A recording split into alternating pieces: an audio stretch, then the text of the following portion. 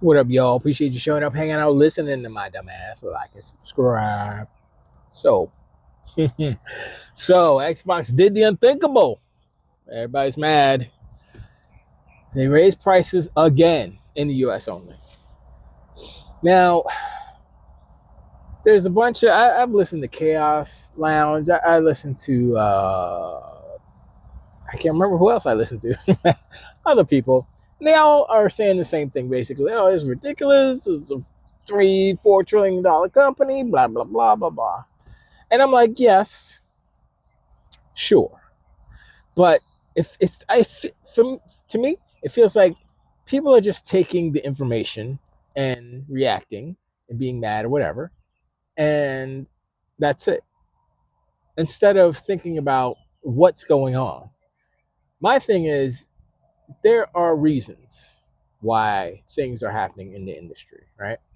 Why is Sony doing the things they do? Why are they trying to, put their games on every place now? Why are they doing that?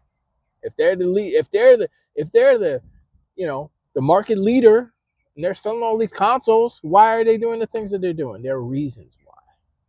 People don't talk about those reasons. As far as this price hike, of course, they didn't have to raise the prices, right? They didn't have, they could have said, nah, we'll eat the price because we love you guys, blah, blah, blah, blah, blah. But that's not in line with what Phil has been saying. Phil has been saying that the days of them taking a loss on consoles, them days are over. And if you think about it, you think about what Xbox is doing and how they're positioning their hardware and what the hardware is becoming, then you'll understand why things are happening. Now, I would say they're raising the prices because of tariffs. Now, people are like, oh, that's no, they didn't have to, blah, blah, blah. Of course they didn't have to, but they are. And there's a reason why. And no one has said this yet. I don't know why, but no one has said this. Someone, I think, alluded to it. I don't remember the channel, but they alluded to it, but they didn't really say it. So here's the thing. And it has to do with tariffs, so bear with me. The tariffs, in place, put in place by our leader, has affected some electronic stuff, not all. So, what are exempt? Apple, iPhone, phones, basically, specifically iPhone. I think cell phones in general, or smartphones, and computers. I believe. If I'm wrong, let me know in the comments. But that's what I believe, and that's what this is based off of. So, video game consoles do not count as computers or phones. It's a luxury. It's a toy, basically. It's a grown-up person, or it's a toy. So no, you don't get a break on tariffs because it's a toy. It's a luxury. And so, what Xbox is doing, and I didn't realize this until like today. And I was like, oh, wait a second. They don't classify video games as computers, even though they are, but they don't classify them that. Okay. Microsoft is literally making a console that is a computer as well. And now all these people like, oh, it's not a real Xbox. Oh, you can't play native Xbox games. Oh, blah, blah, blah. Microsoft figured out a way around the tariffs before this was in their mind before. So this just happens to be a happy accident because what they're doing now, making this computer / console thing to be like in the living room, basically everybody's gonna have one. This has been since the inception of Xbox. This is what Bill Gates wanted from the jump. Just happens so that these tariffs are exempting certain things, which would be classified as a computer, which would be the new Xbox console. And now, once again, are the fanboys going to say, no, it's a console? Wait, you just said it's not a console. You said it's a computer. What is it? Which one is it? Like the Rogue Ally, technically it's a computer because it has Windows 11 in it, dual boots. Now, they're not getting any price. The prices are high on the ROG Xbox Ally and Ally X because the original ROG were high prices because they're OEMs. They don't get to subsidize, even though, like I said, Xbox is not subsidizing anymore. So that loophole, that just happy accident loophole that Microsoft stumbled into, is a reason why you say, okay, well, I mean, our PC hybrid consoles are going to be high because of the specs, and also we want more money. But these consoles, which they're trying to get out of that particular type of hardware because it's not beneficial to them and to what they're trying to do now. They want to be everywhere, and making a bespoke machine that doesn't accommodate for that everywhere type of mentality is not, and so they said, look, we're not going to lose any money on these. If they buy them, if they buy them, they buy them. If they don't, they don't. We're moving it on. They're moving on, right? And this ROG, I've seen the UI on the ROG, the new Xbox full screen experience. That's what's up. That's the future of Xbox, literally right there.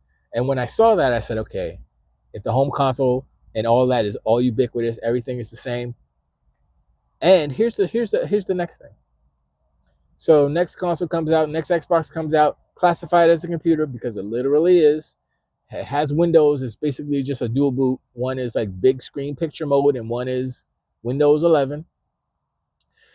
And PlayStation has a conventional, traditional console. Guess who's going to get taxed? And guess who isn't going to get taxed? And so that means the cost of the new PlayStation 6 is going to be more, cost to performance is going to be more than what the Xbox offers. Even though the Xbox is going to be way more powerful, what did they say, 30 to 40% more powerful, or maybe 20 to 30% more powerful? I can't remember the percentage. But it's going to be more powerful than PlayStation, but the prices will be similar because of the tariff situation. Now, maybe the tariffs will be gone by then. Actually, I don't think that if they plan on launching 2027, no, they won't be. And also, the Xbox will, I mean, besides having a more powerful box and being alluring to the PC gamers and the console gamers, let's be real, it's going to be expensive, right? And I think what is also happening is, Xbox is raising the prices. They are preparing us. They are, I don't want to say training, but they're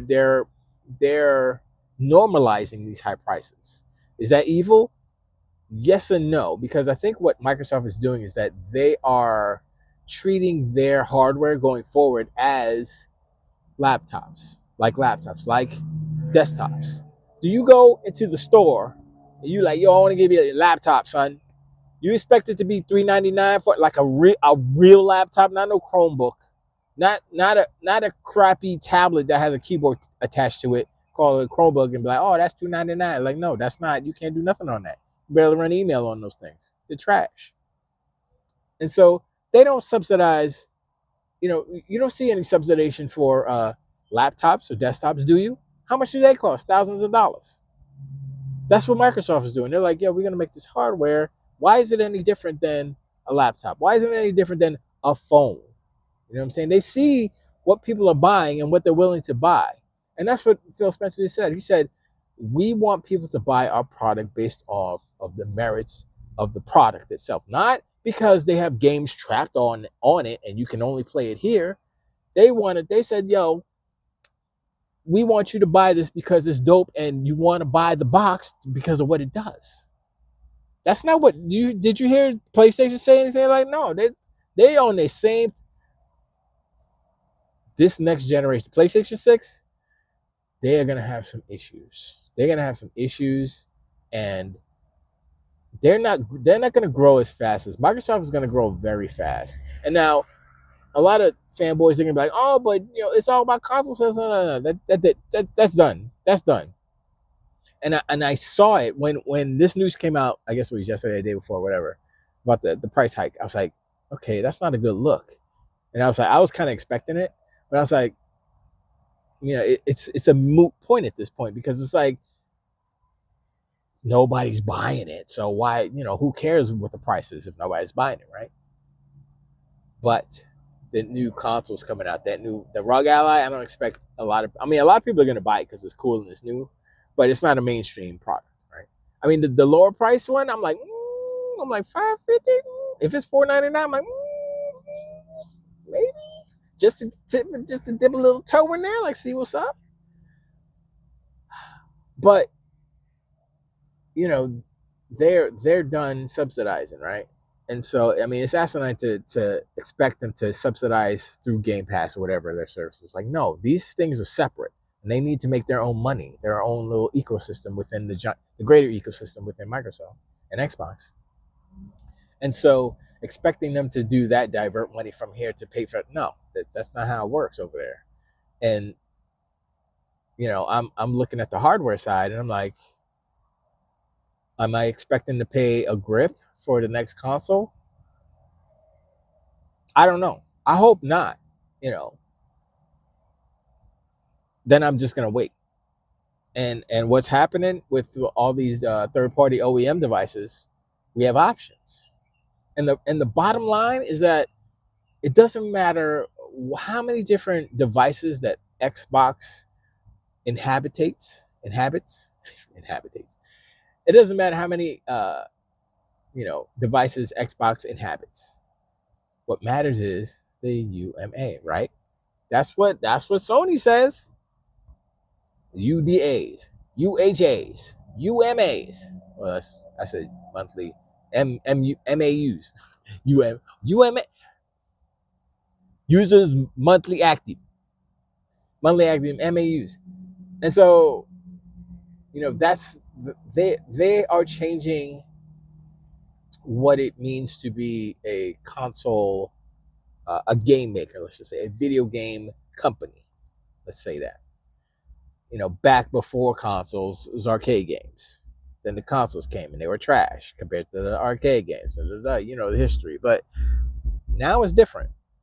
Now we see what's going on, and I've been paying attention, and it's been this way. Like the handheld, whatchamacallit, retro systems. I got one the other week, and I'm like, all right, this is cool. And then I find out it's actually a clone of. Is it a clone of the Ambernick? I can't remember what is a clone. I was like, oh, I can't feel, and it doesn't have RetroArch on it, or Arc OS. And I was like, oh man, I think I want to do that then. So I'm looking into switching it over. But I only have a couple of ROMs, and those are the only ones I want and need. So like I said, I'm a Sega fool. So I don't need 59 million games. I need the Sega arcade catalog. That's it, and there's only specific games. So.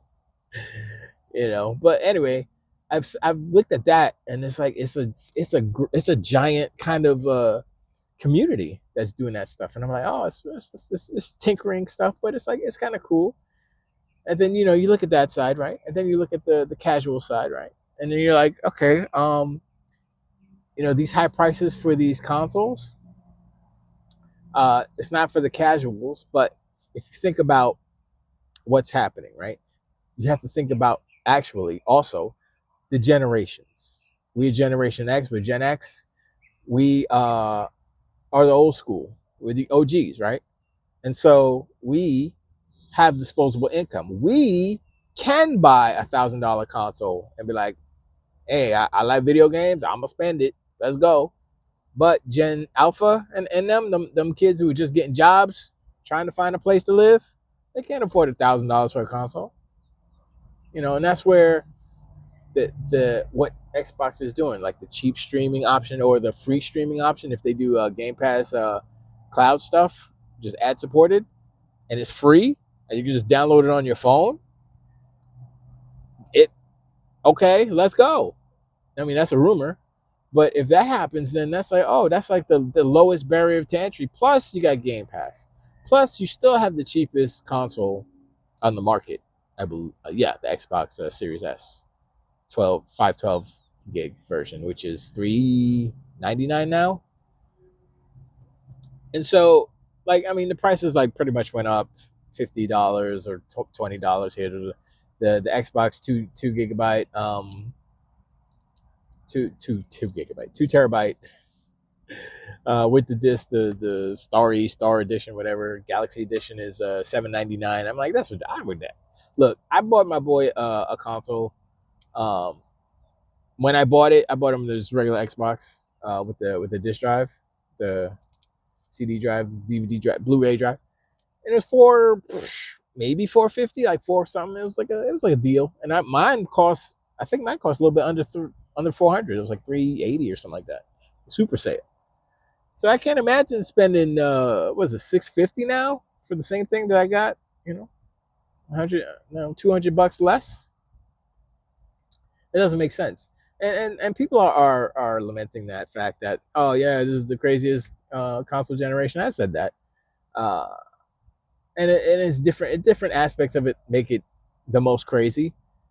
The pricing definitely one of them. But like I said, the days of subsidized consoles are over. Now they might do the thing where they did the all access, where you can buy an Xbox and get the monthly payments, interest free, blah blah blah. You end up saving $20 at the end. They might do something like that. Let's go. PlayStation doesn't have that. They have they have a leasing program in Europe, in the UK. I'm like, y'all, and it's not even lease to own. It's just lease, and then when your lease is up, you got to send the console back. I'm like, y'all are special. How is that even good? How is that? Whatever. It doesn't. Whatever. So Microsoft has all these things that are possible, that are in place. I mean, like I said, the all access. That might be that they may have to do that because if the prices are so high. But that's an option for people who are like, damn, I can't really afford it, but I can afford a couple $100 a month. Let's go. There you go. That will incentivize people to jump in on that. Plus, if the hardware is not attainable, but if it's wanted, if it's like desirable, then they're gonna go and do what they need to do to get it. Me, I'm not sure about if I want to. It depends on what it is, what it does, how much it costs, and all that stuff. More than likely, I'll get one, but I've never gotten an Xbox console day one. Yeah, I've never, and I've always waited a little bit. Like I've let the generations overlap because there's always cross gen games and stuff, and that'll be the same thing. Maybe a year or two of cross gen. Well, and probably actually more next gen, so maybe 5, because once again they're treating their ecosystem like multiple devices with multiple power levels. So anything that can play on like the ROG Ally, for instance, could probably play on the Xbox Series X. I would assume. It's on Microsoft to get that backwards compatibility stuff working for the next gen, and forward compatibility. Like, say if they have like a Play Anywhere and they have a new game coming out for the next Xbox, whatever it's called, the Magnus, right? And they say, okay, this is a Magnus game, but we have a way to make it work on the Series X and the Series S without having to, basically backwards or forwards compatibility. I don't know how you would describe that. I guess that is forward compatibility, but that would be cool because she said backwards and forwards. Sarah Bond said backwards and forwards compatibility. So the new games that come out for the new system will be able to play on the old system without having to make a bespoke special version of it. And that's possible. I think it's possible because, well, first of all, backwards compatibility for 360 games on PC has already happened. I said this before. Sonic Unleashed with the werewolf, they got it running. It decompiled. They recompiled it on PC. Boom, it works. They didn't do nothing. They just slapped it on there. Boom, they did nothing, and they made it work. So I'm like, it's already a possibility. Microsoft is smart. They got smart people working there. They probably have that working, but there might be, different engines and such would have different emulators or however they did the decompilation and all that stuff. I don't know how it works exactly, but they'll figure it out. Like I said, each engine is different, so, or the API. I'm not sure how all that ties in, but that's not an issue. Backwards compatibility is not an issue in my eyes, so it'll all work. Licensing aside, it'll all work. Now, forward, meaning, new games going backwards, I don't know how much of a thing that would be for Microsoft to kind of do, But I don't think it, because they don't have a super large install base of Xbox Series consoles. So I mean, maybe they'll try it. We'll see, but I don't know if it'd be worth it them to do that. Especially if the newer consoles are like a breakout hit and people are buying them, scooping up the ROG Xboxes. Then it's like, okay, well, we don't need to worry about backwards compatibility that much. I mean, maybe they'll do a newer version for the new hardware, so that whatever. It all depends on sales and stuff like that. But anyway, prices going up. I predict Sony's going to follow suit again. They're going to try to wait as long as possible, or they're going to try to play the our system is cheaper type of game. But this is not the same Sony. Remember, this is Hiroki Totoki's Sony. So he's the money man, and he wants all the money. He wants the more money. He wants money, money, money, money, money. So he's like, oh, they could charge. They're charging more. Oh, wait a second. Our console's more powerful, therefore it should cost more. Also, remember, it's about perception and premium. And so the premium experience is usually the most expensive, right? Like these whales and these princes that got billions and zillions of dollars, they be like, give me the most expensive consoles, give me the most expensive, right? And then they go buy an Xbox because Microsoft put the price up. But yeah, it's not a good look, but I'm looking at what it means, why, and I haven't heard anybody say anything about it. I haven't heard anybody talk about like the intricacies of why this is happening, and the whole tariff situation, and the whole devices that are tariffed and aren't tariffed, and how Microsoft's new console doesn't fall under the tariff. So, oh snap, they can have a lower price, have more performance, but a cheaper price versus PlayStation, who is a console, and they have to pay their tariffs.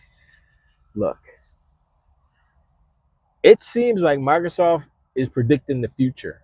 That's what it seems like, and they're doing a pretty good job at it. So, if you don't have a console now, I would say don't buy an Xbox now. Don't do it unless you got the money. Then go for it. I ain't gonna tell you how to spend your money, but wait for if you're gonna spend that money, just buy Xbox ROG Xbox Ally X, or wait for the next gen, another 12 months or so. See what the next gen holds. I think that would be a more satisfying purchase. And also by then the prices may drop. Like people are saying, oh, the prices are never going to go down now that they're up. It's like, you might be mistaken, because as